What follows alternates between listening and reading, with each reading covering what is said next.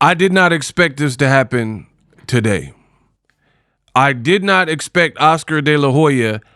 I do believe in Al Haymon to be on the same side of the street yet again. But this latest move just changed everything. The whole timeline has been flipped. Golden Boy, Al Haymon, thank you, Al, PBC. And if you're Eddie Hearn and Jaron Boots Ennis, this is definitely a nightmare scenario. So your boy Ego is going to take you through it, how this is probably the worst possible outcome and development for Jaron Boots Ennis and Eddie Hearn as it pertains to the Vergil Ortiz fight. I know a lot of you guys want to see it. So let me break everything down for you. There you go. What up, Fight World? It's your boy Ego, and I'm back with some more boxing. You know I'm the man. You know I'm the man. So just subscribe. I tried to tell y'all, I'm just going to keep 2026. Y'all going to make this a lot of fun for me, man. It's going to be a good year for me. Like the blimp. It's going to be a good year. I keep telling y'all, and I keep getting it right. I warned y'all what was coming next, and in the next 30 seconds, I'm going to cue it up, and we going to get it cracking. You're going to see. I'm going to make you respect me. I'm going to make you call me pretty. Oscar did another brand new video. I'm just going to play it. Roll the clip. As you already know, Benavides versus Zurdo. All right, what's up, guys? As promised, a big announcement today. Ryan Garcia versus Barrios is finalized. It will happen February 21st in Las Vegas. And as you already know, Benavides versus Zurdo is also set for Cinco de Mayo weekend here in Las Vegas. That will be an absolute banger. Now, all that's left to be sorted out for the first quarter of 26 is who Vergil's next opponent will be. I said 3 days ago that I'll sign immediately for a 60-40 fight with Boots with 5% to the winner, which is fucking crazy generous considering Vergil Ortiz has the better resume. Boots is interchangeable with Fundora and Errol Spence. He needs this fight with Vergil far more than we do. But I'm willing to make the fight. Let's do this. Eddie, I haven't heard from you, and if I don't by the end of the day, I'm going to start discussions with other opponents, with Al Haymon and PBC. Oh, and surprise, motherfuckers, Al and I made peace, and we are united now. We literally can put on bangers all year with the rosters we have here in America. Oh, my God. You just heard it. Oh, he just told you. I just told you who I thought I was. Oh, God. He said, me and Al Haymon in PBC imprint are back cool. And with the rosters and the star power that we have collectively, we can keep the fights right here in America, and get it cracking. We don't need Jaron Boots Ennis as a chess piece. He needs this fight with Vergil far more than we do. But I'm willing to make the fight. Let's do this. Eddie, I haven't heard from you, and if I don't by the end of the day, I'm going to start discussions with other opponents, with Al Haymon and PBC. Oh, and surprise, motherfuckers, Al and I made peace, and we are united now. We literally can put on bangers all year with the rosters we have here in America. So, if anybody has an offer, you better come in fucking guns blazing, because we are committed to making the biggest fights here in America. Have a great day, and I'm headed towards Palm Springs, Acrisure, to support Alexis Rocha and Raul Curiel this Friday on The Zone. Let's go. And just to confirm that what De La Hoya is talking about is absolutely true, boom.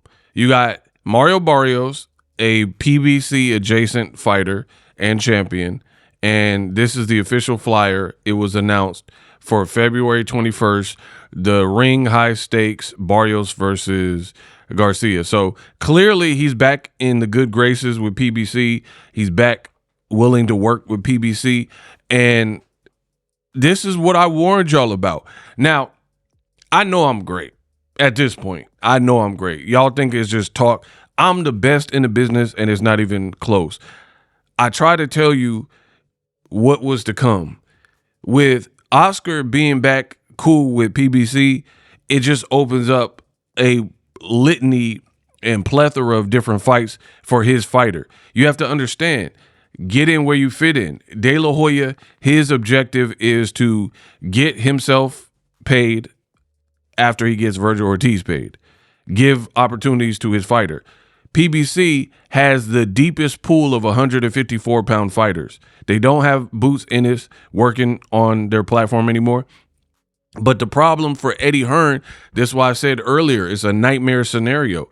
Because Eddie Hearn, if you're out the loop, De La Hoya has options. Jermell Charlo, Vergil Ortiz. Tim Tszyu just got a win again versus Vergil Ortiz. Sebastian Fundora, possibly, I stopped that cat. Errol Spence Jr. Man, damn. Yeah. Yes, definitely. Right? Errol Spence if he decides to come back. Tony Harrison, you know what I mean? They got options versus Boots. All his eggs are in the basket of Vergil Ortiz. And now Oscar is giving you hard deadlines like, I ain't heard from you. I made my proposition, take it or leave it, 60-40. My fighter, Vergil Ortiz, has a better resume than Boots, which he does. And you listen, if you don't like the split, then we have options. We're now back working with PBC. We just going to keep on trucking. And then guess where? Where does that leave Boots Ennis? Where if they go on and move on, like where does Boots go from there? Like, let's say the Vergil Ortiz. This is why it's better to not base your whole career on any one fighter. Amir Khan made that mistake. He kept trying to stalk Floyd Mayweather. You didn't get the fight.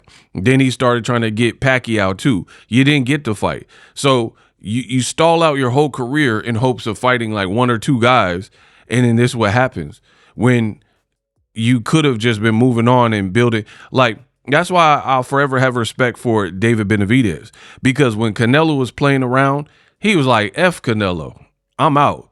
I'm moving to 75. I'm not going to let this man hurt and stall out my whole career because he don't want to fight. So he called Canelo names, said Canelo's a us, and us. And then he just moved up. And now he's doing the same thing. So guess what? Canelo ain't fighting on Cinco de Mayo, and David Benavidez is fighting on Cinco de Mayo on the West Coast in Vegas against another Mexican fighter, and he's Mexican Ecuadorian. So that's what you do. You don't like depend on one fighter. Now, do I want to see the fight with Boots Ennis and Vergil Ortiz? Absolutely. But this is what happens when you don't put yourself in a leveraged position. Then you get stronghold like De La Hoya's doing. Yo, fight at our terms or we move on. That's how that works. And I told y'all from the beginning, Eddie Hearn is not putting Boots in a position to win. You lured him away from what he was doing, being on PBC cards, working with Steven Espinoza. Now you have to overpay him. And with Turkey not being involved, it don't seem like Turkey's trying to put up, the Saudis are doing budget cuts or whatever. So they're not interested in the fight. So now the money's not making sense. And you've had these long, laborious negotiations. And now De La Hoya putting you on a timeline, on a deadline, giving you an ultimatum. Fight our way, fight with our split, 5% to the winner, pretty much 60, 35, extra 5 to the winner, or we're moving on.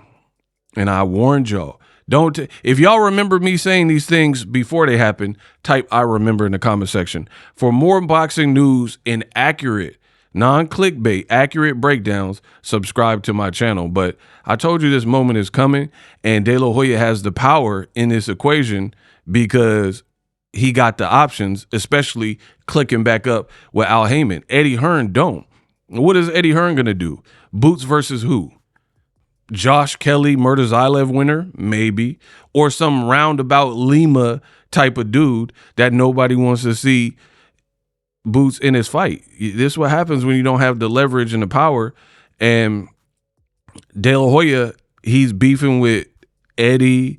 He's beefing with Oscar De La Hoya, and Golden Boy are beefing with Zuffa, and he don't like Dana White. So now he decided to come to his senses, team back up with Al Haymon, and go against it. That's why he keeps saying, let's keep the fights in America. Keep the fights in America. Rough. But can't say I didn't warn you. Peace.